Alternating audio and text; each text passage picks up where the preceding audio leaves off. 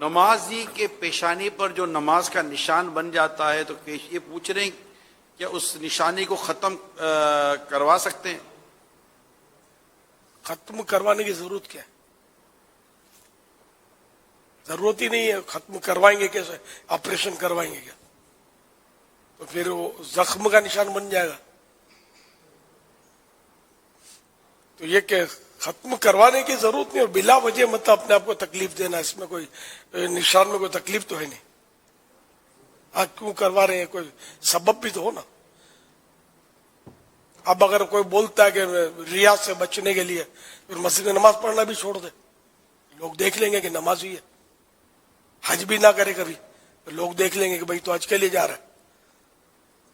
یہ اب ہر بات میں گھسیٹ کر مطلب کوئی ریا کو لے آئے تو وہ حساب بھی تو نہیں ہے. کئی اعمال ایسے ہیں جو سب کے سامنے ہی کیے جاتے ہیں. صلو علی الحبیب صلی اللہ علی محمد.